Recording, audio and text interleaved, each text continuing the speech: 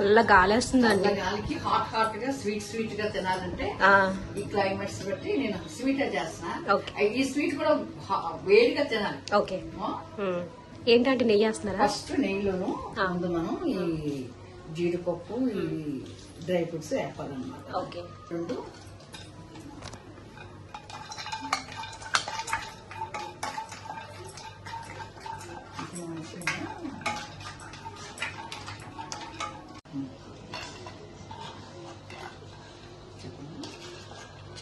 సేమియా కూడా నేను 1 కప్పే చేస్తున్నాను. ఇది కూడా మనం నెయ్యిలో అలా వేపియాలన్నమాట. దీనికి కొలతలే ఉండక్కర్లేదు అప్పుడు. దీనికి కొలతలు అక్కర్లా. అంటే ఇప్పుడు హాఫ్ ప్యాకెట్ పాల ప్యాకెట్ కి ఇంత సేమియా వేసుకోవాలని ఏం లేదా అండి? లేదు. ఓకే. కొలత దీనికి అక్కర్లేదు. మనకి ఏంటంటే రుచికి బట్టి కొందరేమో చిక్కగా చేసుకుంటారు, కొందరు పలపలాసగా చేసుకుంటారు. దీని కొలతలు ఏం అక్కర్లా. ఓకే. అది ఉప్మాకి అయితే వేరే, కానీ పాయసానికి అంత కొలతలు అక్కర్లా. కప్పు సేమియాకి 1 కప్పు వాటర్ వేసాను.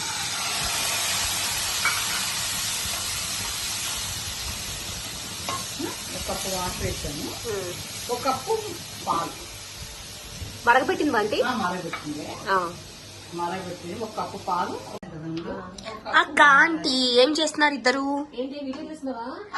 మరి సైలెంట్ గా ఏంటి చేంజ్ చేసుకుంటున్నావు ఆంటీతో నువ్వు? ఏ వా ఆంటీ నాకు వేడి వేడి తినాలి. అదే సత్యాతో కూడా చెప్పాను, ఇది వేడి వేడిగా తింటేనే పుస్తకం హైలో ఉండి చెయ్యాలి. అమ్ముడు కప్పు సేమియా, కప్పు పాలు, కప్పు వాటర్ అంతే. దీనికి బెల్లంతో చేస్తాను. బెల్లంతో చేసినప్పుడు ఆటోమేటిక్ గా బెల్లం వేసేస్తాను.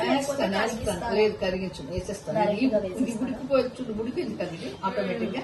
ఇప్పుడు బెల్లం వేసేస్తాను. ఎందుకంటే ముందు బెల్లం వేసేస్తే మీరు ఉడకదు అనమాట. సేమియా పాయసం అయితే ఎక్కువ పాలు పోయాలి, ఎక్కువ వేస్తాము. నేనేమో అలా చెయ్యట సేమియా కేసరి. బెల్లం కూడా దానికి కొలతలు అక్కర్లేదు. అందులో ఎంత స్వీట్ పడుతుందో మనం ఏంటంటే కప్పుకి అన్ని కప్పు లెక్క ఎంత వస్తుంది. పాలు కప్పు, సేమియా కప్పు, వాటర్ కప్పు, బెల్లం కూడా కప్పే. అంటే ఒకటి స్వీట్ ఎక్కువ తిన్నదైతే, లేదంటే తగ్గించైనా సరే వేసుకోవచ్చు అన్నమాట. అయిపోయింది. దీని ఇప్పుడు ఏం చేయాలంటే మనం నెయ్యి వేసేసి, ఇది మనం వేపుకుని డ్రై ఫ్రూట్స్ అలా వేసేసి, నెయ్యి కూడా అంటే నెయ్యి పండుతుంది కదా ఇంట్లో, అంతే ఆఫ్ చేసేయడమే. వేస్తున్నాను. ఓకే అండి. అంటే ఏమి లేదు, బావచ్చు. కూల్ దీంట్లోనే హాట్ స్వీట్ తాలూకా సేమియా హల్వా చూసావా? కేసరి సేమియా కేసరి సేమియా క్రిస్పీ.